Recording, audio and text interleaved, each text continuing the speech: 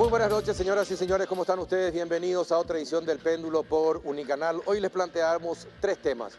Uno tiene que ver con algo que es de interés nacional y es una causa nacional, Itaipú. Se cumplen 48 años de aniversario de Itaipú y estamos a un año de la renegociación del tratado. Por eso nos va a acompañar esta noche el director paraguayo de la Itaipú Binacional, el doctor Manuel María Cáceres. El segundo bloque vamos a hablar acerca de lo que está pasando en nuestro país en materia de seguridad. Vamos a hablar con un comisario retirado, luchó mucho contra los delincuentes, conoce lo que es el narcotráfico, conoce lo que es el crimen organizado y la lucha contra este flagelo de nuestro país. Nos va a acompañar hoy para hablar del tema el comisario retirado Roberto González Cuquejo. Y el último bloque vamos a hablar acerca de algo que realmente nos duele, nos duele. 150.000 empleos se perdieron en el último trimestre. 150.000 empleos. Solo en el último trimestre. Algunos no se tienen todos los datos con precisión, probablemente algunos hayan cambiado de trabajo, se hayan ido a otro lado, hayan optado por hacer cosas solos, pero no tienen empleo.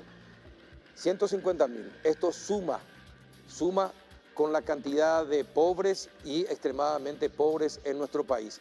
Y para los organismos de seguridad es una preocupación permanente porque de alguna manera muchos en la desesperación pueden optar también por conseguir dinero fácil cometiendo delitos. Nos va a acompañar Enrique López, especialista en empleo, para hablar de este tema.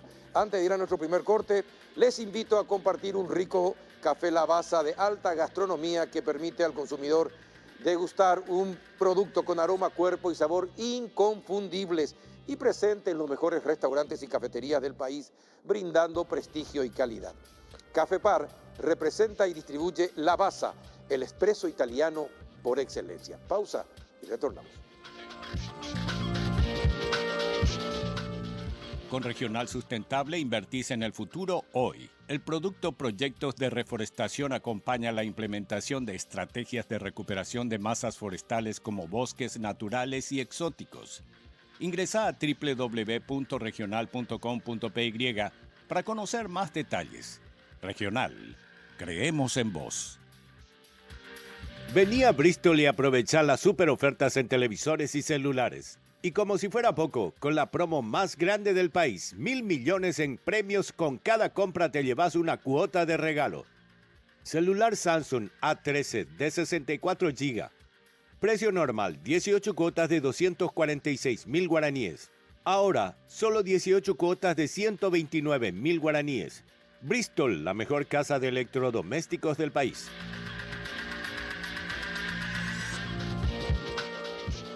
Bien, ¿qué tal? Buenas noches, don Manuel María Cáceres, director paraguayo de Itaipú. ¿Cómo anda? Buenas noches, Carlos. Un gusto de saludarte y estar acá contigo con esta gran audiencia que tiene tu programa. Bueno, gracias por cumplir lo prometido. Me dijo la próxima semana y se cumplió la próxima semana, ya es hoy. Bueno, cuéntenos cómo está el tema de las negociaciones. ¿Qué pasó?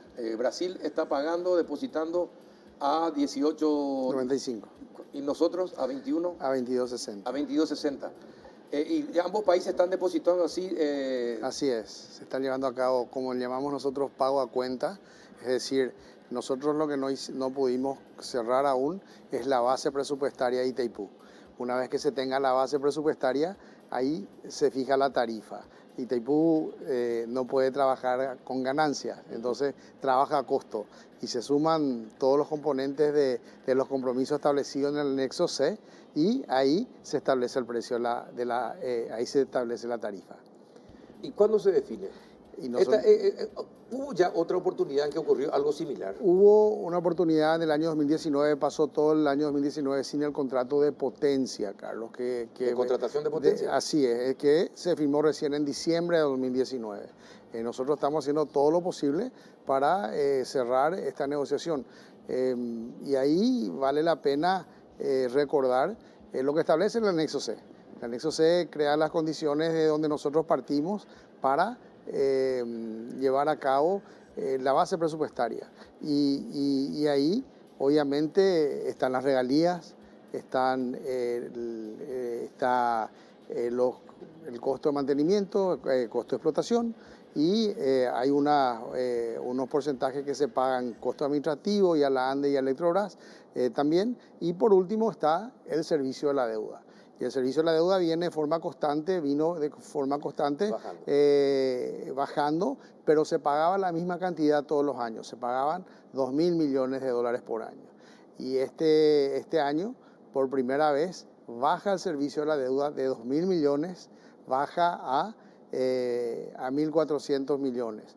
Entonces ahí hay un monto importante que directamente impacta en la tarifa o en la base presupuestaria.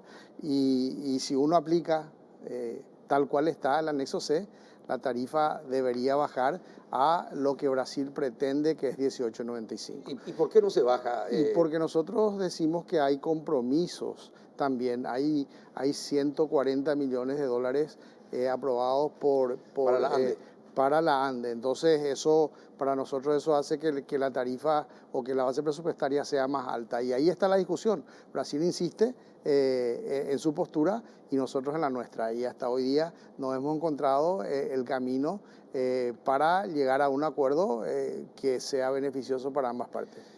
A todos va a convenir que baje el precio, el costo de la energía. Brasil está en campaña electoral. Ustedes ya están hablando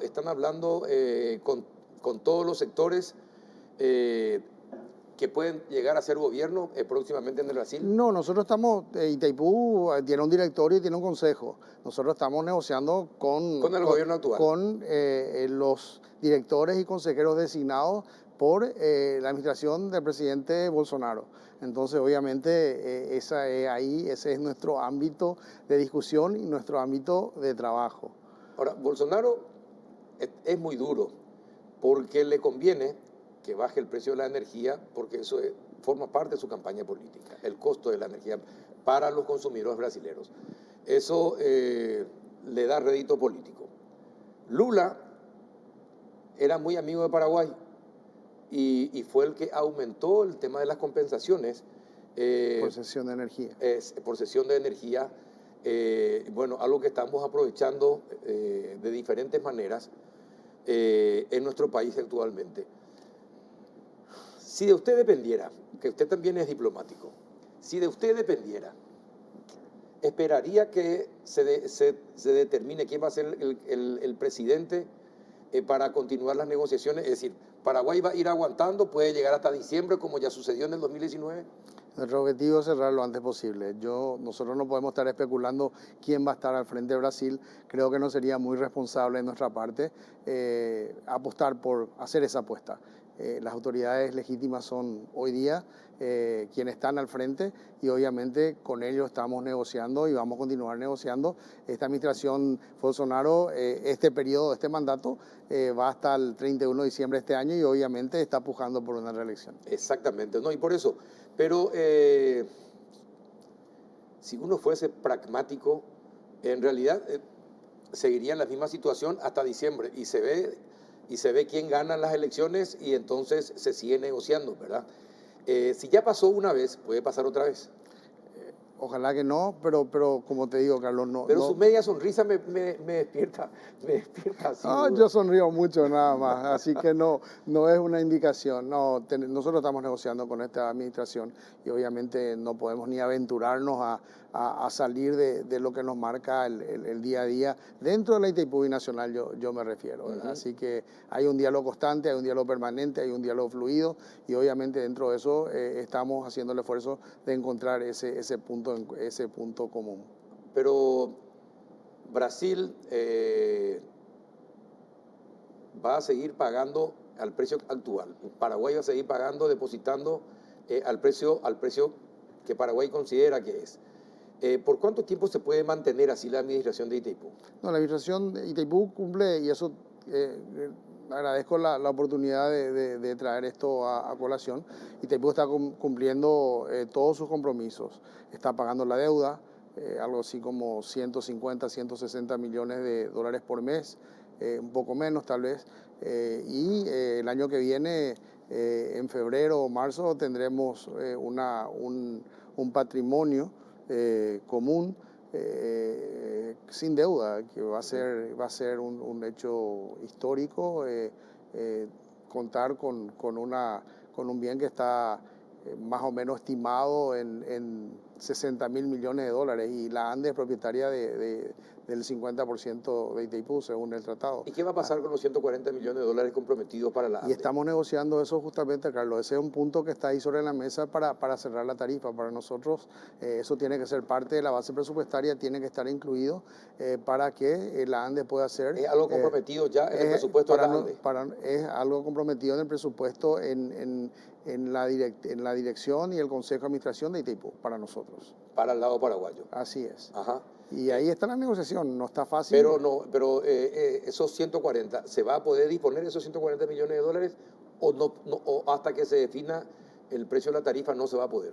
Y estamos negociando todo eso, así que queremos cerrar, como te digo, es imperativo cerrar lo antes posible.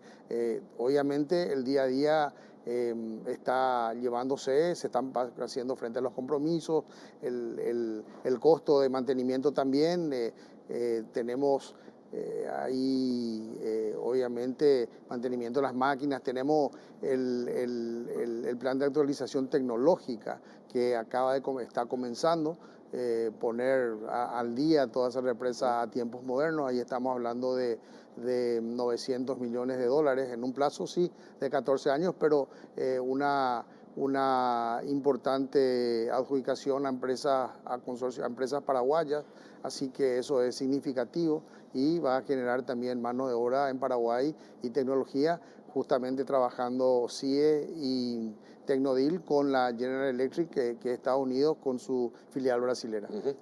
¿Y qué pasa con la deuda del Brasil? Ayer apareció en los diarios deudas de Brasil que llegan a sumas multimillonarias. ¿Cómo es el tema? Si pudiera explicarnos.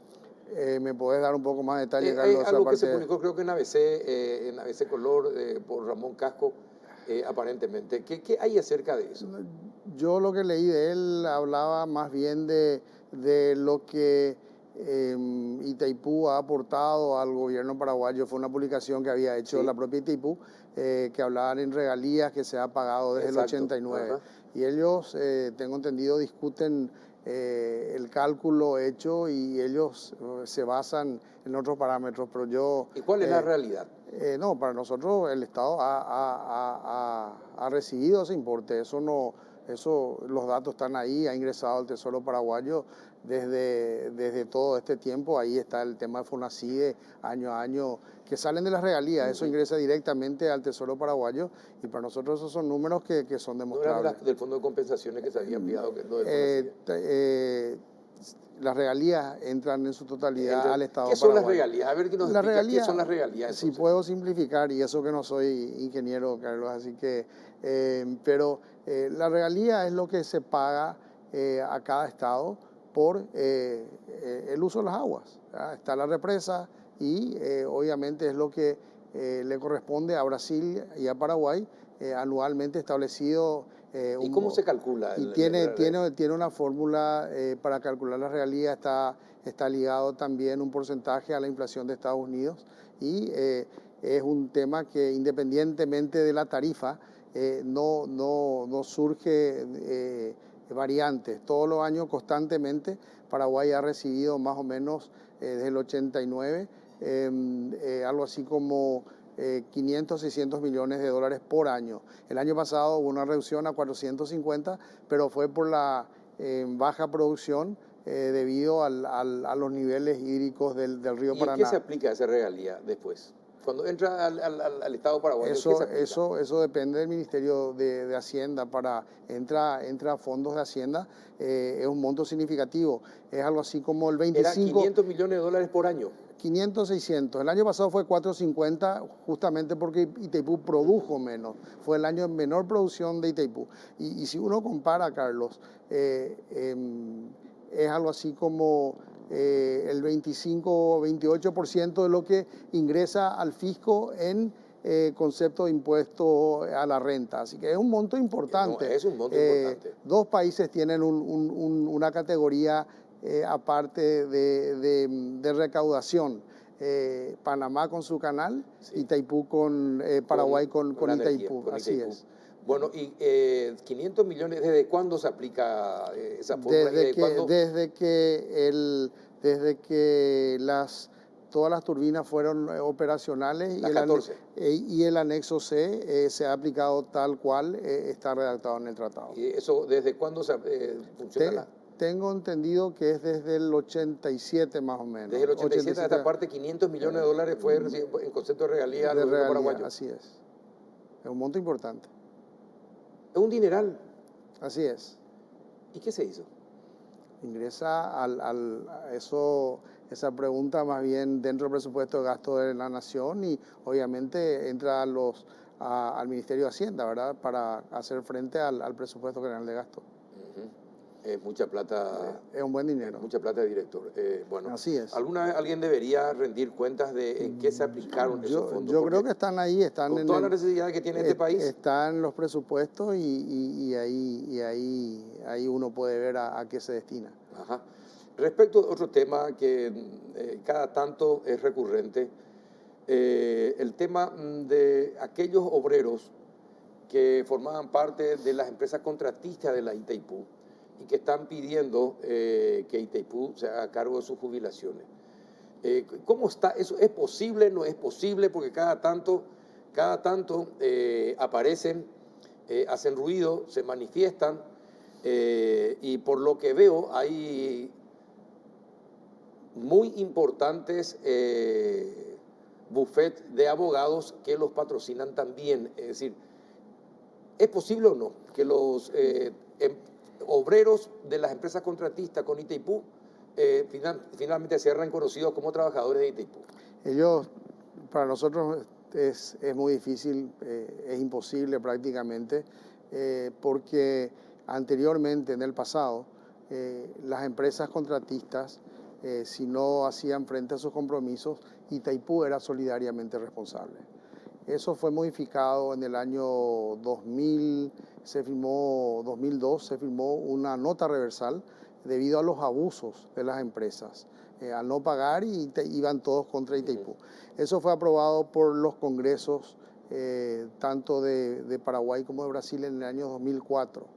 ¿En el 2004? En el 2004. Entonces, desde entonces, obviamente, y tenían el derecho laboral, da un plazo de 1 año para hacer ejercicio de ese derecho. Y hoy día hay un proyecto de ley, hay un grupo de senadores que ha presentado un proyecto de ley en donde, de acuerdo a ese proyecto, Itaipú es la que debería hacerse cargo de esos reclamos.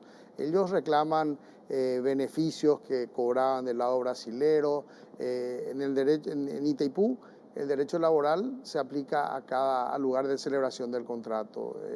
No podemos estar pagando nosotros beneficios que se pagan o se ha pagado en el Brasil en el pasado.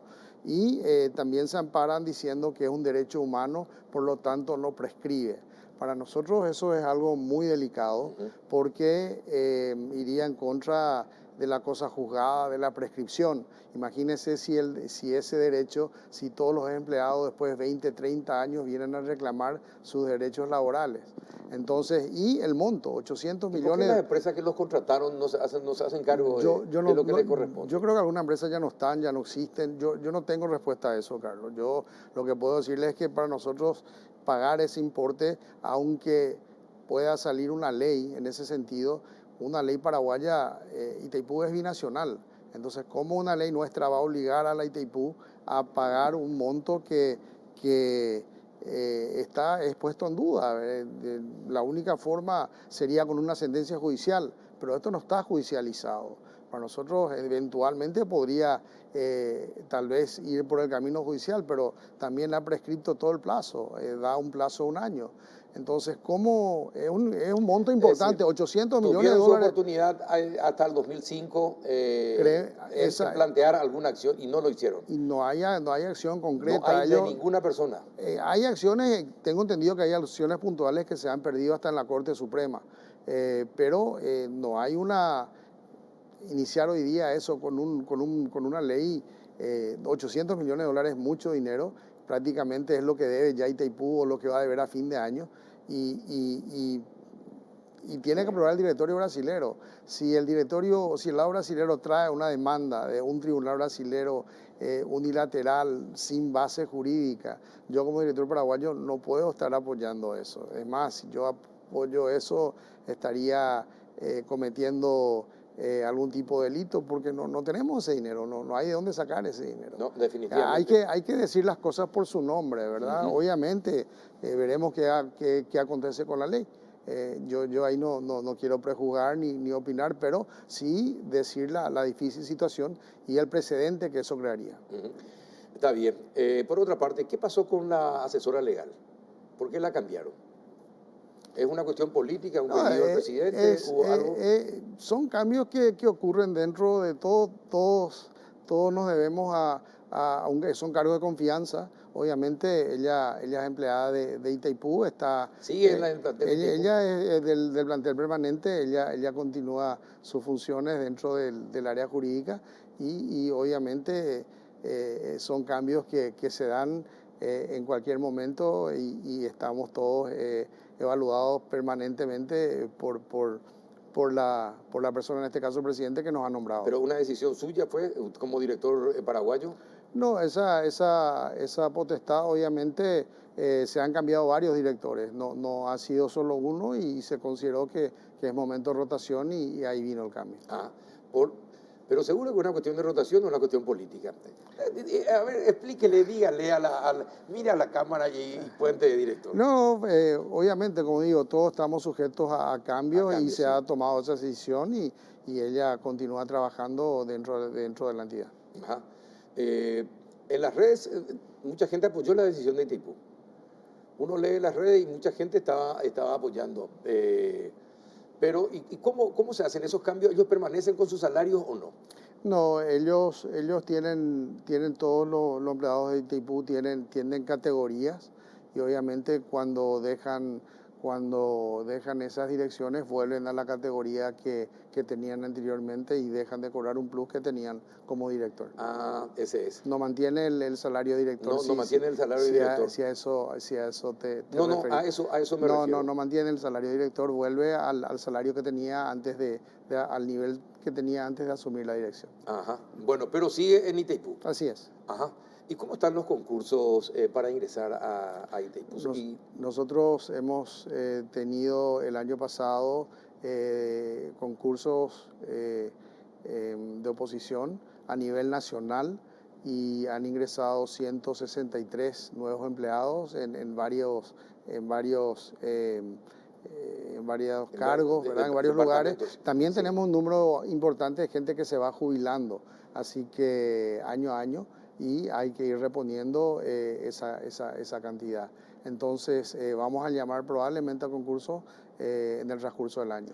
¿Y cómo el parque tecnológico depende también El parque tecnológico tiene autonomía, pero está muy relacionado con Itaipú. Es una fundación sin fines de lucro y con autonomía, pero ligado al día a día de Itaipú y con quienes trabajamos directamente. Ellos también llaman a concurso para que la gente ingrese dentro del PTI.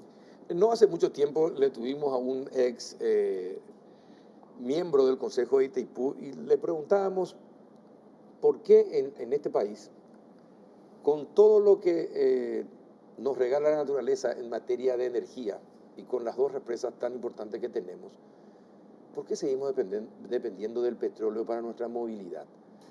Y me dijo, no hay planificación. Itaipú no tiene un centro de investigación o de cerebros que estén permanentemente pensando de qué manera la energía puede ser útil para el desarrollo y el bienestar de los paraguayos. Nosotros tenemos el PTI, tenemos algunas direcciones de movilidad, de energías alternativas. Estamos justamente en diálogo con la contraparte brasilera para empezar a invertir en energías alternativas dentro de Itaipú, financiado por Itaipú, paneles solares. Hay una proyección de generar 700 megawatts que serían una turbina Itaipú, justamente porque no tenemos que olvidar que nosotros tenemos un crecimiento de 8 o 10% por año de nuestro consumo de electricidad y para el año 2030, 2035 o en el medio vamos a estar consumiendo toda la energía que produce tanto Yacyretá como Itaipú, y obviamente que tenemos que ver fuentes alternativas de energía, y este es el momento, y yo creo que todo debe estar sobre la mesa. Estos son plazos que, si bien parecen que están lejanos, están a la vuelta de la esquina. Y hay que pensar en térmica, hay que pensar en solar. Somos bendecidos con 300 días al año de sol, y es el momento de movernos en ese sentido. Y bueno, pero definitivamente hubiésemos tenido trenes, hubiésemos tenido hasta barcos eléctricos si hubiésemos pensado en desarrollar este país. No lo hicimos, nuestro transporte público es tan obsoleto que da pena ver los ómnibus que circulan por Asunción, el departamento central y por todo el país. Pero estamos a tiempo. Sí, estamos a tiempo. Lo que acontece es que en un momento dado estas tecnologías no son baratas. Si uno compara el precio de un bus, ciertamente. Pero es un paso que debemos dar. Por otro lado, pero también nos va a ahorrar, por otra parte, nos va a ahorrar mucho. Y limpia el medio ambiente, las emisiones también. Así que es un paso que se está analizando. Hay movidas y tenemos que ir para ahí. Bueno. Es el desafío que tenemos. ¿Qué compromiso? A ver, mirando a la cámara, director, ¿se soluciona este año el tema de la tarifa o no? Honestamente. Yo creo que vamos a solucionar. Yo creo, sí, vamos a solucionar la tarifa. ¿Pero de qué manera? ¿Beneficioso para, es decir, obviamente, es decir, defendiendo por eso, el interés de este gobierno? Defendiendo los intereses del país. Y mucha gente obviamente habla que hay imposiciones. Por eso no se cierra, porque nosotros defendemos nuestra postura y vamos a seguir defendiendo la postura de Paraguay. Vamos a defender los mejores intereses de Paraguay. Y muchas veces a los brasileños. No es presión, es negociación, y en toda negociación siempre hay matices. Obviamente cada uno quiere llevar las cosas para su lado y es natural, uno no tiene que tomar mal eso. Pero nosotros mantenemos la postura del presidente y estamos defendiendo obviamente los intereses de Paraguay. Acá muchas veces, Carlos, vos sabés mejor que Itaipú es muy politizado también y sirve para eso. Y sin embargo, vos iniciaste como una causa nacional, pero una causa nacional en el buen sentido. Claro. Entonces creo que todos debemos involucrar, hacemos lo posible para informar cómo estamos yendo y no queremos que se dé esa percepción que está todo escondido. No tenemos nada que esconder, estamos defendiendo los intereses de Paraguay, tenemos la posición concreta y vamos a seguir haciéndolo y el día que se pueda cerrar será teniendo en cuenta los intereses del país, en primer lugar. Ojalá sea así. Muchas gracias por haber venido, director. Gracias a tus órdenes. Manuel María Cáceres, director paraguayo de la Itaipú Binacional, con nosotros. Él ya está comprometido en volver. Apenas haya un viso de arreglo, él va a estar acá con nosotros. Gracias, director. Gracias, muchísimas gracias. Gracias. A la vuelta de la pausa vamos a hablar acerca de la seguridad en Paraguay. Ya volvemos. Vení a Bristol y aprovechá las super ofertas en televisores y celulares. Y como si fuera poco, con la promo más grande del país, 1.000 millones en premios con cada compra te llevas una cuota de regalo. TV Samsung Smart de 50 pulgadas 4K, precio normal, 18 cuotas de 646.000 guaraníes. Ahora, solo 18 cuotas de 329.000 guaraníes. Bristol, la mejor casa de electrodomésticos del país. Grandes descuentos en Farmacia Vicente Escabone. Todos los miércoles y jueves son de Big Sale, hasta 50% de descuento. Medicamentos, perfumes, cosméticos, accesorios, juguetes y más. Vení a cualquiera de nuestras sucursales o llama al delivery 418-5000. Tu farmacia a domicilio 24 horas. Farmacia Vicente Escabone. Muy bien, ya estamos en el segundo bloque del péndulo y en compañía del comisario retirado Roberto González Cusquejo. ¿Qué tal, comisario? ¿Cómo estás? Buenas noches. Buenas noches, Carlos. Buenas noches a la audiencia. Un placer estar en tu programa. ¿Qué pasa? ¿Por qué el crimen organizado nos va ganando la batalla? ¿Qué pasa en Paraguay y qué pasa en la región, comisario? Bueno, el crimen organizado viene desarrollando un plan desde hace bastante tiempo. Esto no es algo nuevo. Esto viene de que yo... Décadas. De décadas. Ya por el 70 ya estaba instalado en nuestro país. Realmente los hechos eran diferentes. Antes eran contrabando de cigarrillos, triangulación de cigarrillos, contrabando de café, contrabando de soja. Electrónica. Es decir, eran otros eran los productos que manejaban el crimen organizado. Y estaban más organizados los delincuentes en aquella época. Y tampoco no teníamos los poderosos o las poderosas organizaciones fundamentalmente que se vino desarrollando en el Brasil, en Bolivia, en Colombia. Es decir, y eso tiende a desarrollarse, a crecer en todo el territorio, y van buscando donde tienen la forma de operar mejor. Y el Paraguay ofrece un montón de beneficios para el crimen, de ventajas. ¿Cuáles son esas ventajas que ofrece Paraguay? Y uno es el descontrol, diríamos, de la frontera, en el sentido de que nosotros no tenemos controlado nuestro espacio aéreo, nuestra frontera es muy abierto. Es decir, hay una casi absoluta libertad en el movimiento de la persona en todo eso territorio, diríamos. Y no tenemos los controles adecuados en las aduanas, y también tenemos falencias en los órganos de control. Nosotros tenemos que tener en cuenta de que la política vació los órganos de seguridad interna del país. Destrozaron. Espera. La política destrozó es decir, los órganos de seguridad del Estado. Han vaciado, tenemos como carros vacíos. Porque la política estaba metida en el crimen organizado. No sé si está metida en el crimen organizado, pero la política hizo de que los órganos de seguridad del Estado hayan quedado atrasados. Nuestra economía creció de una manera increíble desde el 2013. Nuestro Producto Interno, es decir, nuestro presupuesto del año 2003 era de casi 2.000 millones. Hoy estamos en 16 mil millones. Es decir, tuvimos un desarrollo inmenso en ese aspecto en nuestro país. Y nuestros órganos de seguridad fueron decreciendo. Nicanor Duarte Frutos fue el que potenció la institución policial y fue el único gobierno que construyó las cárceles. Y cómo se maneja el aspecto penitenciario en nuestro país es una irresponsabilidad del Estado y de los políticos increíble. Eso hay que remarcar, porque cuando nosotros queremos hacer un análisis de la realidad de la seguridad del país, tenemos que englobar todo lo que hace a la seguridad.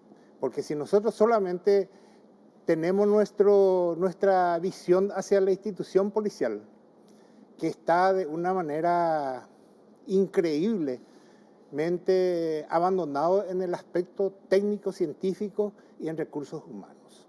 Nosotros tenemos más de la mitad, es decir, nosotros necesitamos el 100% más de recursos humanos.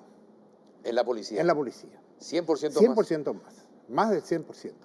Es decir, entonces, y si nuestros recursos técnicos, científicos está en la última, en el último nivel de calidad en América, creo que.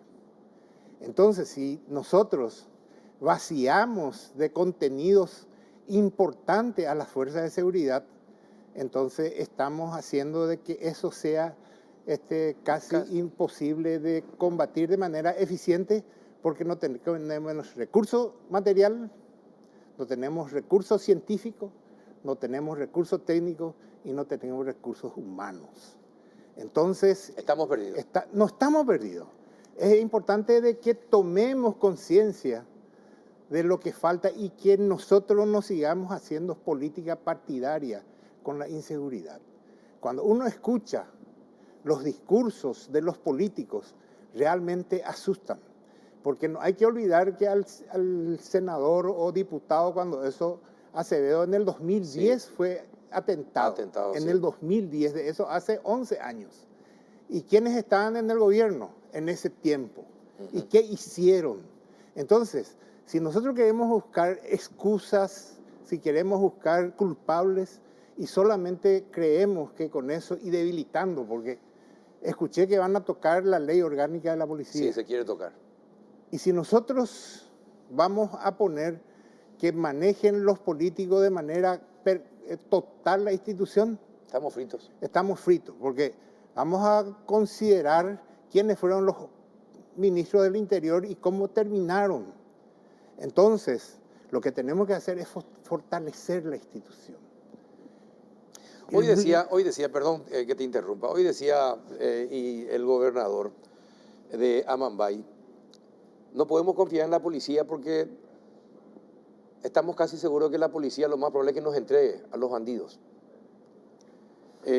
Lo dice el gobernador, y porque yo le había preguntado si, como gobernador, ¿por qué él no toma medidas también de seguridad, potencia a la policía de la zona, o por lo menos que esboce algún plan de seguridad, que después se discuta donde tiene que discutirse, pero que salga la iniciativa también?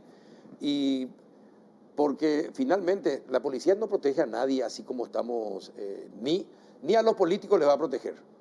No nos protege a nosotros porque le faltan todos los elementos que usted acaba de citar crudamente. Hay una realidad. Nosotros tenemos una crisis en el norte de subversión. Sí. Y nosotros enviamos en esa zona de combate de conflictos a nuestros agentes en camionetas comunes, sí, usadas y viejas. Si fuese por lo menos camionetas nuevas y en buenas condiciones que pueda andar rápido, no hay ningún problema. Es decir que, como dijo una diputada, le estamos ofreciendo a cuerpo gentil a nuestros agentes a que vayan a morir de una manera triste en esos lugares.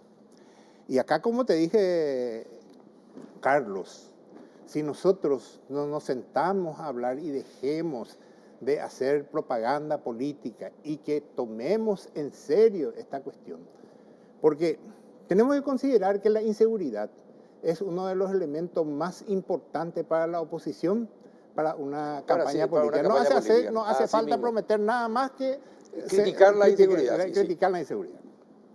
Entonces, ese es un negocio y le conviene a una parte de la oposición o de la política. No vamos a hablar de la oposición ni de la política. Oposición puede ser interna también. Totalmente. Sí. Entonces, lo importante es que nos sentemos a tratar de entender qué es lo que está pasando. Porque les aseguro que ninguno de esos que hablan no entienden lo que está pasando. No saben lo que está pasando.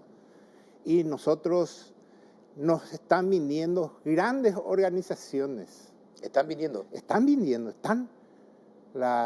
El PCC está. El Comando Vermelho, están los otros grandes grupos. Ahora vienen los italianos.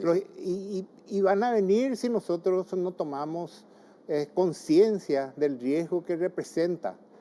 Porque puede caer un partido o un gobierno.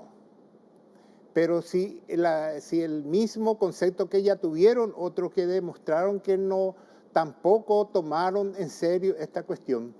Porque yo recuerdo desde que me invitaron en los medios masivos de comunicación, mi preocupación fue siempre esto.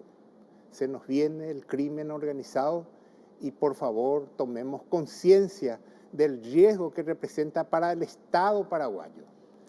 Para el Estado paraguayo. Entonces, si nosotros no tomamos medidas inteligentes, capaz de contrarrestar la presencia de estas organizaciones. Primero, tenemos que equiparnos. Segundo, tenemos que prepararnos. Y tercero, tenemos que entender qué es lo que está pasando. Porque si nosotros no entendemos y parecía que ¿Cómo se tiene que entender lo de Pechi, por ejemplo? A ver, dentro de este contexto que usted dice, lo de Pechi ¿cómo se tiene que entender lo de Pechi? Lo de Pechi y todo esto que pasa tiene una explicación en la presencia del crimen organizado y de los intereses que se van manejando en ese contexto. Entonces, lo de Pechi y de lo que quien sea se le oponga en frente a estas organizaciones, tienen el gran riesgo de caer en esa misma... Bajo la bala de esta gente. Entonces, cuando el Estado comience a presionar, a las organizaciones delictivas, en serio, vamos a tener ¿Y cómo se determina dónde están las organizaciones? ¿Cómo se determina dónde atacar? Y para eso vos necesitas la tecnología y la inteligencia. Si vos no tenés eso, no controlás las cárceles, no controlás los delincuentes que vos sabés que está operando con elementos técnicos, científicos, entonces no vas a tener la información. La información es el que te va a dar la solución al problema. Y si nosotros sabemos que hay organizaciones delictivas que manejan las cárceles. Hay organizaciones delictivas que manejan cárceles. Entonces, se negocian un montón de cosas. El Estado negocia con esas organizaciones. El Estado, cuando habla del Estado, habla de los que actualmente de lo que administran, de lo que administran en representación del Estado. Negocian con estas organizaciones. Por ejemplo, ¿qué hace el Rotela jefe en la cárcel de Tacumbú? ¿Por qué no se le lleva a la agrupación y no se lo aísla? Porque si nosotros seguimos teniendo componente de estas organizaciones en la población penitenciaria, vamos a seguir teniendo inconvenientes, porque van a ir sumando elementos a su organización. Así mismo. Entonces, lo que nosotros tenemos que tener es aislar a estos a los jefes principales de las organizaciones delictivas. Porque si nosotros no hacemos eso, nosotros estamos potenciando esas organizaciones. Entonces... Pero nadie piensa eso. Nadie piensa en eso, comisario. O dentro de ese trato que vos decís que existe entre parte del Estado y los jefes de la delincuencia, eso se deja pasar por alto para que justamente ellos tengan su propio ejército. Yo creo que para que vos soluciones esos problemas reales, vos necesitas de una fortaleza institucional extraordinaria. ¿Y qué te va a dar esa fortaleza institucional? El apoyo político. Pero mientras que vos tenés una parte importante de la política tiroteando, porque para llegar a esos objetivos se tiene que actuar de manera muy eficaz y con mucha fortaleza. Si nosotros no demostramos fortaleza, si nosotros no tenemos las condiciones de entrar a operar y aniquilar eso dentro de la penitenciaría, eso no va a solucionar con 100, 200 guardias cárceles. Entonces, ¿qué hacen los guardias cárceles? Hacen lo que mejor les conviene a solucionar su problema. Sobreviven y negocian con esto. ¿No? Yo te voy a dar esta libertad que vos hagas esto y vos no me vas a crear problemas. No vas a asesinar gente. Vos no vas a degollar gente. Entonces, y si el Estado comienza a operar, vamos a tener reacción de estas organizaciones. Y ese tenemos que tener la capacidad de soportar. Entonces, es cuestión de sentarse a hablar y que los políticos entiendan esta situación. Porque al que viene esto le va a afectar y nosotros tenemos que entender de que nosotros todavía no llegamos a tener dentro del país organizaciones poderosas. Todavía no tenemos. Es decir, estamos comenzando a entrar en eso, Clan Rutela, el PCC que tiene, pero no tienen todavía la fortaleza que tienen en otros países. En el Brasil, la delincuencia en Bolivia no sabemos mucho, pero es muy fuerte. Colombia, Perú. Es decir, estamos nosotros rodeados de grandes organizaciones que están mirando a nuestro país porque este es un país por donde pueden operar de manera tranquila. No sé si tranquila. Pero sin mayores complicaciones. Y después también tenemos que analizar nuestras instituciones. Hay una institución encargada del manejo, el control de las drogas en nuestro país. Es decir, hay una institución, la Senat, está legalmente autorizada. Y no sé si puedo decir. Decilo, comisario. Dice que hay un famoso dicho, no hay baile sin permiso.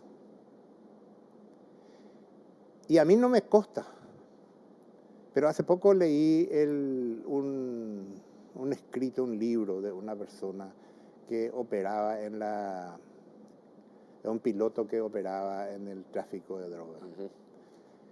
Y dice el escrito que solamente el 10% es lo que no se sabe. Y el 90% entra con permiso. Entonces tenemos que comenzar también a analizar fríamente esa realidad. Y comenzar a entender de que con instituciones débiles, frágiles, no vamos a poder luchar, no vamos a tener éxito nunca. Recuerdo que el director de la Senat, un director de la Senat, en una entrevista me dijo que el 10%, solamente el 10% del total de la droga que circula por el país es lo que se decomisa. No llega. Ni llega al 10%. Ni al 10% no llega. No. Entonces, yo no creo que llegue al 10%. El 10% es mucho. Porque imagínese todo lo que se incautó en Europa, de lo que salió de Paraguay. Sí, pero esto se incautó en Europa. En Europa se incautó, claro. Pero de repente acá hay algún camioncito, un carrito que es detenido, que estaba lleno de droga y compañía. 3.000, 4.000 kilos. Yo no sé si será cierto, pero la diferencia entre lo que se exporta, sale por Paraguay, porque Paraguay era un país ahora, un corredor seguro para el narcotráfico, Paraguay. Era 10% se decomisaba y 90% se iba y se distribuía por el mundo. La proporción era demasiado grande, es decir, el fracaso de los organismos de seguridad era demasiado evidente. Ahora que usted me dice que todavía es menor lo que se incauta, entonces, ¿para qué están las instituciones? Y tenemos que fortalecer las instituciones. Eso es lo que tenemos que entender. No podemos tener... Pero ¿cómo con tanta corrupción? Yo le aprecio mucho al señor Yucio. Lo apreciaba mucho en el sentido de que me parecía una persona interesante. Pero evidentemente él no pudo haber caído en lo que cayó, haber sido director o ministro de la Senat. Entonces, yo creo que ellos imaginan que tienen una impunidad tal en el sentido de que cualquier cosa pueden hacer sin que se den cuenta. Porque lo que pasó con él, desde el punto de vista lógico, no tiene ninguna explicación. Puede decir un montón de cosas, pero no puede decir. Y fue nada más y nada menos ministro del Interior. Y nos dicen de que los políticos, el manejo institucional tiene que estar a cargo de los políticos. Es decir, está a cargo de los políticos. Y no podemos nunca negar de que la administración del Estado corresponde a la política. Pero dentro de ese contexto está la administración interna de una institución, que es extremadamente difícil y es extremadamente... Y con una misión muy delicada y que no podés tocar, man. Tuvimos un ejemplo muy complicado con Rafael Filizonda, que vino a tocar todo el sistema de seguridad creyendo que él iba a manejar de una manera diferente la institución. ¿Y qué pasó? En su administración fue los hechos punibles más violentos contra las entidades financieras fue en su administración. Nunca se tuvo tantos asaltos a bancos financieros, transporte de caudales en su administración. ¿Por qué? Y porque dijo de que esas instituciones deben de manejar su seguridad y se les apartó, Sin embargo, la Constitución Nacional es bastante clara en el sentido de que dice que la policía tiene que garantizar la vida y los bienes, de las personas. Sí. Y los bienes interesados por la delincuencia, ¿dónde están? En eso los recursos. Esos recursos están en esos lugares que se les dejó casi en libertad y comenzaron a haber asaltos, pero increíbles. Hasta que más o menos se fue normalizando. Por eso que es muy delicado el manejo de la seguridad del país. Los sistemas van respondiendo. Y yo quiero decirte más, Carlos. El Paraguay tomó una medida muy importante en materia de lucha contra el crimen organizado y que es importante ser apoyado, que es el combate a los recursos económicos y financieros. Eso fue un tema y es un tema demasiado que hay que también hay que insistir y que hay que comentar de que eso fue un tema sumamente importante. Yo no sé si hay otros países que tienen eso, y eso se le debió a una persona, ¿cómo que se llama? Que era el del ministro de la Senat en aquella época, que insistió mucho, Conde Vargas y me acuerdo el apellido, que es el bombero ahora. Luis Rojas. Luis Rojas tuvo una participación interesante en eso y tuvo acierto, porque ese es un elemento importante para el Paraguay, que debemos de aprovechar ese aspecto y en base a eso ir trabajando. Bueno, en resumen, comisario, de la clase política depende, pero la clase política tiene sus propios intereses. Y en la clase política hay gente cuyo interés no es precisamente el bienestar de la gente, sino su propio bienestar. Entonces, ¿cuál es el camino que nos queda? Si se tienen que tomar decisiones políticas y tiene que haber política de Estado en materia de seguridad, ¿cómo hacerlo? Y yo creo que los poderes del Estado tienen que entender de que esta situación, de la responsabilidad que tiene con la población y de lo que la responsabilidad que tiene en el manejo y en la administración del Estado. Si no son capaces de comprender y de sentarse a entender, porque realmente el poder real en nuestro país parece que está en el Congreso. Así mismo. Pero no puede la Corte Suprema de Justicia ni el Poder Ejecutivo tampoco desentenderse de este tema extremadamente importante, porque no tenemos mucho tiempo. Y así como estamos, y a pesar de todo,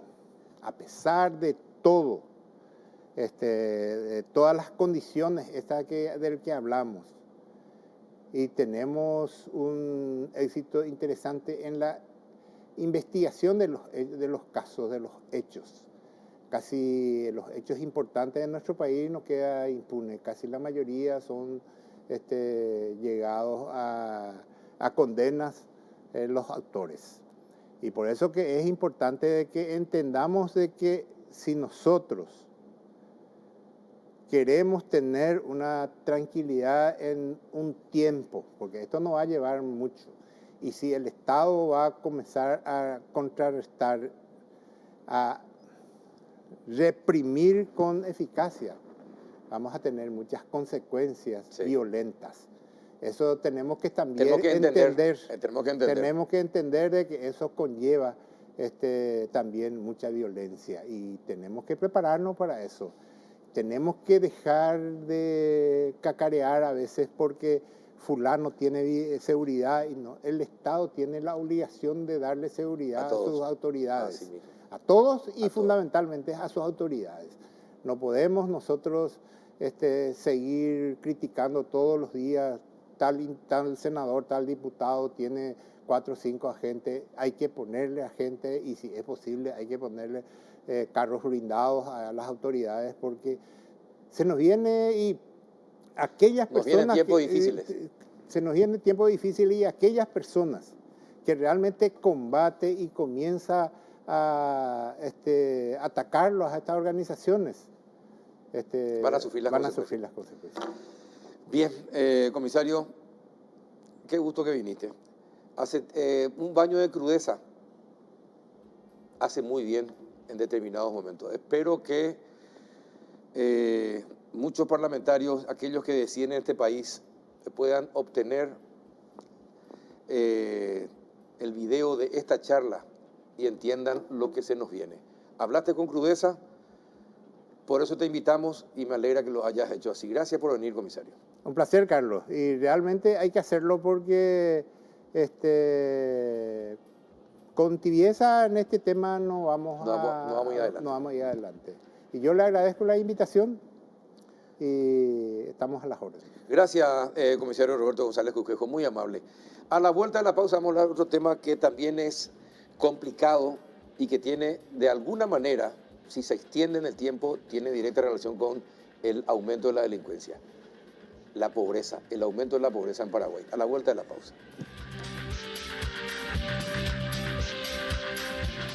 Bien, entramos en la última parte del péndulo y ya en compañía de Enrique López, especialista en empleo. ¿Qué tal, don Enrique? ¿Cómo anda? ¿Qué tal, Carlos? Qué gusto saludarte a vos, a la audiencia. Gracias por venir. Por favor, el placer es mío y vamos a hablar de algo que nos importa a todos los paraguayos, Carlos. Sí, no vamos a hablar de Olimpia porque me contaron que ya perdió, así que lo dejamos. Estamos hablando de empleo. Sí, vamos a hablar de empleo, sí. Tal vez los jugadores de Olimpia a lo mejor alguno pierda su empleo, pero está bien. ¿Cómo estamos? Es primer trimestre de una cantidad impresionante de gente que pierde su empleo. Vos sabés que no son números, lo dijiste bien, Carlos, no son números. Vamos a hablar de estadística, pero no son números. Son personas. Son personas. Así mismo. Son papás, son mamás, son hijos, hijas, personas que sufren, ¿verdad? Y vos sabés que mirábamos, siempre tenemos que analizar, ¿verdad? Si analizamos los últimos 20 años, Carlos, y sobre todo pandemia, que es algo que lo tenemos demasiado reciente, uno miraba en pandemia porque quiere buscar pues, la esperanza, la luz, sí. ¿Verdad? Entonces vos mirabas en pandemia, en el inicio, en el 2020, y decía, bueno, para un poco el sector terciario, que son el comercio, los servicios, está mal. Se resintió grave. Se resintió demasiado, ¿verdad? Sobre todo las MIPYMES, pero mirabas el campo y vos tenías esperanza, decía, bueno, por lo menos el campo está bien. Después mirabas la construcción, y la construcción tiene números positivos, entonces decimos hay esperanza, hay oxígeno, ¿verdad? Y te hablo de otros gobiernos, Carlos, el Paraguay no es la primera vez que sufre estos choques económicos, ¿verdad? Por eso cuando hablamos de economía siempre hablamos del famoso fenómeno desacople, ¿verdad? La región golpeada y Paraguay era el menos golpeado. Pero este inicio de 2022, digamos, tiene todos los síntomas de la tormenta perfecta, ¿verdad? Cuando empezamos a mirar números, que vamos a mirarlos juntos, uno empieza a mirar el campo, ¿verdad? Y dice, espera un ratito, pasamos de 662,000 personas en 3 meses, hace un mes nada más, a 606,000, estamos hablando de casi 60,000 personas menos. Y cuando miramos el primer trimestre del 2022 y lo analizamos versus el primer trimestre del 2021, decimos 90.000 personas menos. Y ahí empieza la alerta amarilla. Miramos otra vez el sector secundario. En el sector secundario tenemos la industria, ¿verdad? Todos coincidimos en que el Paraguay necesita subir sus niveles de industrialización. Cuanto más industria tengamos, nos conviene porque hay más empleo y también es un empleo que tiene más espalda, que tiene más oxígeno. Pero la industria pasó de 373.000 a 354.000 personas trabajando. En 3 meses perdió 19.000 personas. Y si miramos otra vez el primer trimestre 2022 versus el primer trimestre 2021, encontramos que perdieron 22.000 personas. Entonces, espera un poco, la industria, el sector que tiene más espalda, está golpeado y está golpeado principalmente, digamos, por todo lo que tiene que ver con el contrabando. El contrabando hoy campea en el Paraguay y pone en riesgo a muchas de nuestras industrias, Carlos. Cuando me hablas así, don Enrique, automáticamente me aparece una imagen. Sí. Y está enramada, destacamento militar, camiones que entran, militares que miran, policías que miran, salen los camiones con el contrabando y nadie es detenido. Complicidad del propio Estado o del gobierno, para ser más precisos. Complicidad del propio gobierno, que debía evitar el contrabando, porque el contrabando mata empleos en nuestro país, ¿verdad? Esa es la primera imagen. Cuando me habla de contrabando, la primera imagen que se me presenta es esa. Y eso genera un golpe fuertísimo, ¿verdad? Genera gremios empresariales que dicen, señores, por favor, empiecen a dejar de hablar nada más de la lucha contra el contrabando, porque esto está quedando, como lo decías bien, sin ningún tipo de, ningún tipo de resolución, Claro. Me parece que fue un amonestado, Carlos. Algunos suspendidos, cuando en realidad es un proceso fuerte. Claro. Tiene que ser un proceso fiscal, tiene que haber detenido, encarcelado, duele. Lo del campo, tenemos un 70% menos de la soja, ¿verdad? Fenómeno climático. Tal vez, Carlos, digamos, en otro tipo de... ¿Qué pasó en la región? Y en la región también tuvieron este problema, pero reaccionaron más rápido. Estamos mirando, ¿verdad?, algunos números.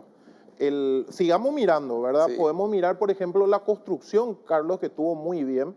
Fíjate que pasó de específicamente 307.000 a 270.000. Sector secundario todavía.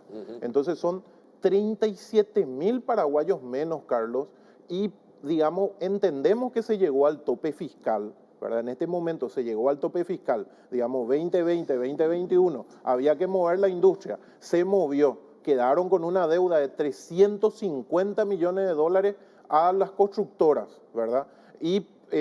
Pero no podemos parar todo ese engranaje, tenés que empezar a buscar alternativas. Justamente uno de los sectores que más ocupaciones genera, pero el vos de la sabés que construcción. el empleo encima, el empleo público genera en el Paraguay profundo, ¿verdad? Ahí en el sector rural donde no hay mucho, digamos, no hay mucho empleo de reemplazo. Entonces está bien, se entiende lo del tope fiscal, pero vos tenés que sentarte a hablar con Capaco, con Cavialpa y empezar a ver alternativas, ¿verdad? Y empezar a darle oxígeno, porque esos 350 millones de dólares significa que hay empresas constructoras golpeadas. Y para mayor desgracia, como si faltaran más cosas, este gobierno decide en una época en donde tenemos este nivel de desocupación, ¿verdad? En diferentes sectores, por diferentes motivos, el gobierno no se le ocurre nada mejor que contratar a más empleados en la función pública. Es un despropósito porque demuestra absoluta falta de empatía con la situación general, ¿verdad? Mantiene a su clientela política con los impuestos que vos, yo, todos los compañeros que estamos acá pagamos, ¿verdad? Y mientras tanto, crece la desocupación en el sector privado. Es un contrasentido, no tiene lógica, no tiene explicación. ¿Cómo se puede llamar eso? Vos que sos un especialista en empleo, ¿cómo te sentís cuando se dan estas situaciones? En realidad que lo que se entendería es que del gobierno debería dar el ejemplo, eso no debería ocurrir, ¿verdad? Un año difícil, no se entienden este aumento de 12.000 personas nuevas, ¿verdad? Y en un año político, se sospecha que probablemente el gobierno está contratando a sus operadores. Entonces, vos sabés que veía en estos días, Carlos, un proyecto de ley que decía, en año político no vamos a permitir aumentos ni premios, pero sí ya dieron todo este año, ¿verdad? Hacienda, que es el que tiene que apretar el cinturón, ya dio premio a todos sus funcionarios. Entonces, espera un poco, vos presentás un proyecto de ley después que le diste vos los premios. No, esa es lo que no tiene un poco coherencia y es un poco lo que duele, Carlos. Vamos a seguir hablando de los números. No duele poco, duele mucho. Duele muchísimo porque hay paraguayos que están sufriendo demasiado. Nosotros, digamos, el día de ayer tuvimos una feria para mamás, ¿verdad? Estamos a pocos días del Día de la Madre. No te miento, Carlos, si te digo que de 100 mujeres que vinieron, 30 lloraron delante mío. O sea, con criaturas. Por lo menos la mitad no vino con sus criaturas. Es un momento difícil donde estos números que estamos mencionando, lo dijimos al comienzo, lo repetimos, son personas. El comercio, Carlos, pasó de 1.004.000 a 945.000 personas. Pero miremos un poquitito cómo están los cuentapropistas. Los cuentapropistas pasaron de 1.128.000 a 1.065.000, ¿verdad? Hasta los cuentapropistas. Hasta los cuentapropistas. No, yo pensaba, pues sí te iba a preguntar si muchos de estos... lo que salen día a día a vender, a ofrecer sus servicios. Que se dedican, ellos personalmente tienen su propia microempresa o empiezan a gestionar, pero tampoco es así. No, vos sabés que el número subió, el número aumentó, ¿verdad? Si miramos los trimestres anteriores, esa gente al no conseguir empleo, uno necesita vender algo. Entonces el comercio aumentó. Pero inclusive esa gente, Carlos, en este momento está tirando la toalla, ¿verdad? Porque dice, a la pucha, yo salí a vender con mi parrillita, mi asadito, y la gente no me está comprando, ¿verdad? La gente hace la comida en la casa. ¿Cuántas personas hoy se están yendo, digamos, a comprar cosas del...? Pero como si faltara más, sí. La inflación nos viene a liquidar. Es decir, yo que me voy a hacer hamburguesa o que voy a hacer empanaditas, hoy esa empanadita que me salía a 6.000, 7.000 guaraníes, tengo que vender a 9.000, 10.000 guaraníes. Significa, significa menos venta. Así mismo. Y mira, lo decimos en las palabras de una despensera, ¿verdad? ¿Qué significa la inflación? Significa que aquella familia que venía y te pedía 1 kilo de carne para la semana, ahora te pide medio kilo. Y el que te pedía medio kilo, ahora te pide un cuarto. Y el que antes te pedía un cuarto, ahora ya no te puede comprar carne, ¿verdad? Eso significan otras palabras. Y así como vos decís, esa inflación hace que haya menos consumo. Entonces hoy el comercio, ¿verdad? Viene. Claro, el bazar. Imagínate las tiendas de bazar. ¿Cuántos se van a ir a comprar chiche? ¿Cuántos se van a ir a comprar cortina en un año difícil como este? Y muy pocos. Entonces, las tiendas de bazar, de conveniencia, las tiendas de ropa, de repente que tenían 4 vendedores, 4 cajeros, empiezan a decir, por un poco, en todo un mes no vendimos casi nada. Mira, vamos a tener que reducir gente. Y ahora, eso es lo que está pasando. Ahora, uno ve, se pasea los fines de semana y uno ve feria de garage por todas partes. Es decir, la gente va vendiendo su ropa usada, los juguetes, lo que antes se donaba, ahora se está vendiendo, porque no hay ingresos. Es así mismo, Carlos, y cuando uno ve todo esto, uno necesita respuestas. Estamos a tiempo todavía. Yo sé que tu programa lo ve mucha gente. Lo que ayudaría, ¿verdad?, es un programa sobre esto. Siempre yo comparo, ¿verdad?, y justo le tengo ahora a mi hijita enferma, ¿verdad? Yo he visto cómo ella empezó a toser, ¿verdad?, empezó a hablar diferente, tuvo fiebre de repente, y cuando se tiene fiebre, vos sabés que sola no se va a curar, vos tenés que llevarla al médico. Sí. Esto que estamos contando nosotros es que el Paraguay tiene fiebre, está con catarro. Entonces, ¿qué es lo que tienen que hacer? Y está esperando la sociedad un programa. Señor, el año está difícil, vamos a empezar un programa que incluye de reactivación, de apoyo al sector productivo, de apoyo a los que generan, digamos, los productos de la canasta, al sector carne, al sector leche, al sector panadero, fideero, al sector de verdura, al campo, ¿verdad? Está esperando eso de tal manera que diga, por lo menos tengamos la esperanza de que alguien está preocupado y alguien está haciendo eso. Pero no lo estamos viendo hoy, Carlos. Ojalá que después esto empiecen a pensar en eso, ¿verdad? Una mayor decisión en el combate al contrabando. Sí. ¿Ayudaría? Absolutamente, Carlos. Vos sabés que la industria tiene la particularidad de que puede crecer. Porque bueno, tiene... vos que tenés la oportunidad de hablar con la gente, y me imagino que con las autoridades, le decís eso, le decís, traten de combatir más eficientemente el contrabando. Le decís, ¿qué te dicen? Vos sabés que no lo digo yo solamente, lo dicen los editoriales de todos los periódicos, ¿verdad? Lo dicen los editoriales de los noticieros, salen las tapas, los gremios le piden socorro para que combatan y no encontramos nada, Carlos. Ocurre algo así como con la ley 5764. Está todo como para que ya se suba el salario mínimo, ya debería subirse el salario mínimo porque ya se cumplió, ¿verdad? La ley pone dos motivos por el cual se tiene que subir. Uno, el análisis tradicional que se hace, dice la ley, antes del 30 de junio, y otro dice cuando tu inflación ya es muy alta. Y eso ya ocurrió en febrero. Y nosotros no tenemos todavía reacción del gobierno. La gran pregunta es, ¿qué es lo que está haciendo el gobierno? Y ojalá reaccionen. Nuestra crítica tiene que ver con eso. Y nosotros pedimos, Carlos, pero no nos escuchan o a lo mejor están trabajando. ¿Cómo es tu relación con la ministra del Trabajo? Yo particularmente creo que tengo un buen relacionamiento con todas las personas. Pero ¿funciona el Ministerio del Trabajo eficientemente o forma parte la mayoría de las instituciones de este país? Lo que ocurre, Carlos, es que cuando la economía está mal, la informalidad laboral aumenta. Hoy la economía está mal. Entonces, la informalidad laboral aumentó. Lo que nosotros veíamos en los últimos 15, 20 años, que la informalidad laboral bajaba de a poquito, ¿verdad? Llegamos a tener seguramente un 66, 67, pero en este momento, después de la pandemia, después de, digamos, equivocaciones, sube. Particularmente lo que veo yo hoy es un aumento de las denuncias laborales y no veo reacción, ¿verdad? Yo miro la institución, no miro a las personas. Entonces, cuando miro una institución como el Ministerio del Trabajo, lo que digo es, despiértense. Mi queja no solamente está también sobre el Ministerio del Trabajo, también sobre la SEDECO. Tuve inconvenientes muy fuertes o reclamos muy fuertes cuando la gente no conseguía empleo por culpa del Inforcom.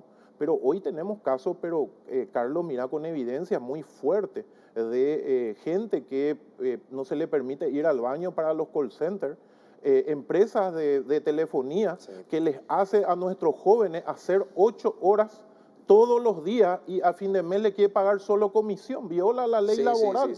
Entonces, y cuando reclamamos, porque reclamamos no solamente directamente a ellos, sino a través de las redes, esas empresas de telefonía todavía no fueron visitadas por el ministerio, Carlos. ¿Todavía? Todavía. Entonces, ¿qué es lo que pasa, verdad? Están en otra. Vos sabés que yo tuve mis dudas con relación a la cantidad de denuncias que ellos declaran, ¿verdad? Porque estamos en un mercado laboral de 70% informal y de repente te declaran 300 denuncias, ¿verdad? O menos. Y nosotros tenemos 162.000 empleadores y ese 70% luego está en la informalidad. No cumple. ¿Cómo puede haber 300 denuncias nomás? Pero cuando yo le digo a la gente, vamos a denunciar al ministerio, hoy le estoy diciendo, vamos a la defensa pública, vamos a la Defensoría del Pueblo, y me dice, señor de balde, o sea, hoy el paraguayo, muchos de ellos perdieron ya credibilidad, pero estamos a tiempo, ¿verdad? Ojalá este programa sirva, porque hay necesidades, Carlos, necesitamos empezar a ayudar al primer empleo. Nuestros jóvenes salen después de 12, 14 años en la educación formal sin conocer el mercado laboral. Sí, claro, pero también con una pésima formación. Es correcto. ¿Verdad? Es decir, que tenés que volver otra vez a enseñarle a hacer cursos para que tengan algún conocimiento del trabajo que van a realizar. Es correcto, Carlos. Vos sabés que cuando uno analiza, digamos, la cantidad de jóvenes que quieren ir a un bachillerato humanístico versus el bachillerato técnico, los padres saben. Hay 3.000 jóvenes que postulan por 50 puestos de un bachillerato técnico. ¿Y cómo está tu cantidad de bachillerato técnico? Y más o menos 25%. 25%, sí. Un poquito más tal vez. Pero entonces ahí es donde empezamos a fallar, ¿verdad? Cuando nosotros tomamos, digamos, cuando ya le tomamos al joven, cuando llegó a los 18 años, digamos, ya tenemos el avión en vuelo.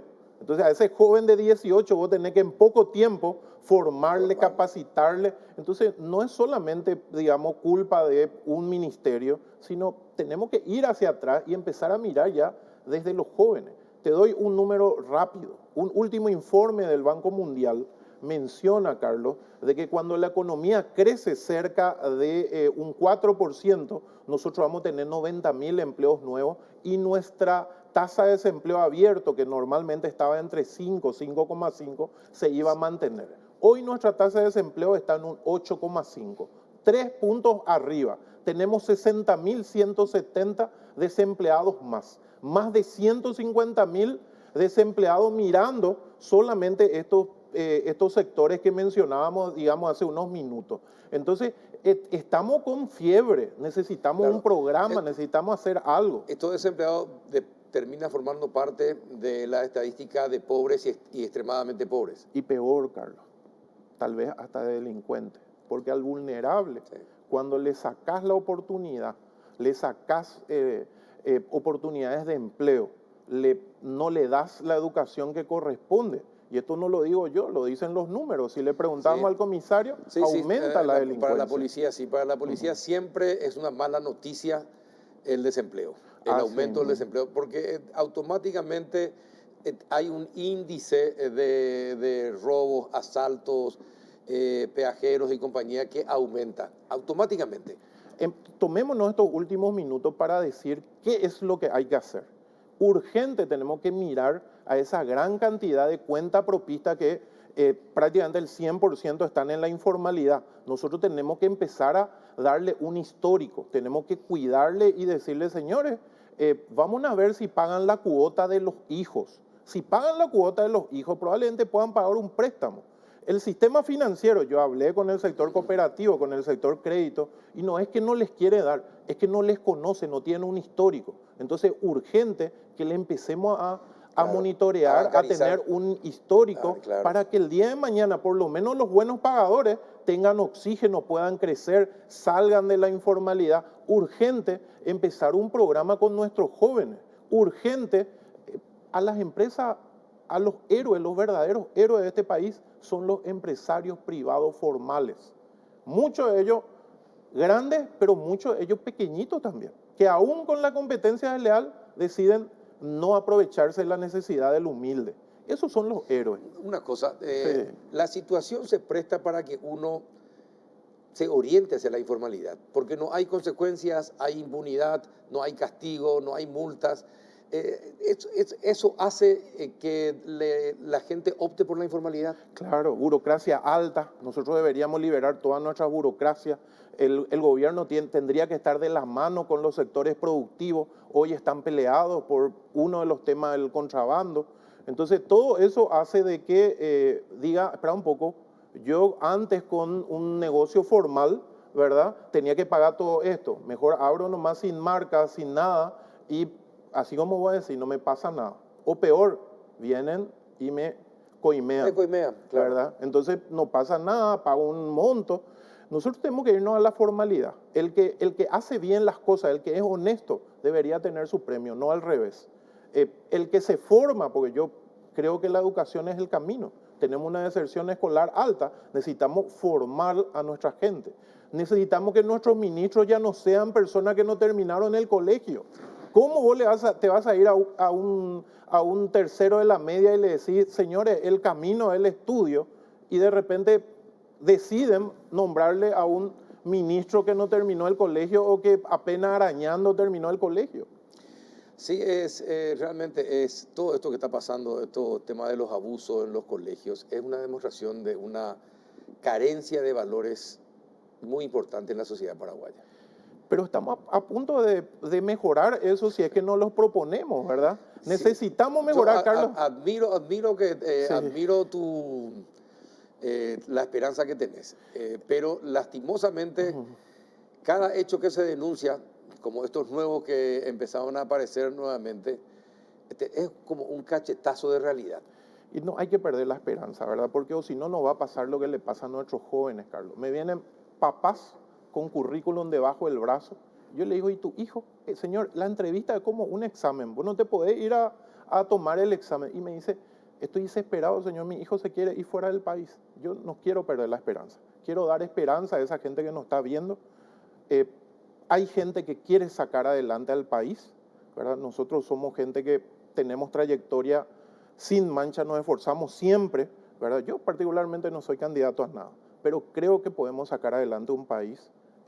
Soy una persona que tiene valores cristianos, creo en que podemos mejorar como país, pero cada una de las buenas personas tienen que poner su granito de arena. No dejemos más que los malos sean los que salgan adelante, Carlos. Sí, comparto absolutamente cada frase que expresaste, don Enrique. Cuesta y duele todo lo que está pasando en el país. Estos tres bloques en realidad me hacen reflexionar qué es lo que está pasando en el país y hacia dónde vamos, qué es lo que queremos para este país. Creo que hay una gran confusión. Algunos solamente defienden sus intereses, a algunos les importa un rábano el desarrollo del país, piensan solamente en su propio y personal desarrollo económico por sobre todas las cosas. A otros no les importa la seguridad de los paraguayos, por eso no elaboran política de Estado en materia de seguridad y estamos sufriendo las consecuencias. Y después también está otro sector a que le importa poco la formalidad en este país. Por eso la informalidad no tiene castigo. Y lo único que en lo que todo esto termina es que nuestros jóvenes no entiendan de cómo va la vida. No entienden cómo va la vida. Y se quieren escapar. Y se quieren escapar. Te agradezco que haya venido, don Enrique. No, yo soy el agradecido y por favor, sigamos buscando ese Paraguay que nos merecemos. No tiremos la toalla, esperanza. Ojalá, es así. Gracias, Enrique López. Bien, en realidad uno se va con la mochila muy cargada de desesperanza, pero como dijo don Enrique, no hay que perder, lo último que hay que perder es la esperanza. Ojalá podamos encontrar el camino todos juntos y salgamos adelante. Nos merecemos un país mucho mejor que el que nos están ofreciendo. Hasta el próximo miércoles.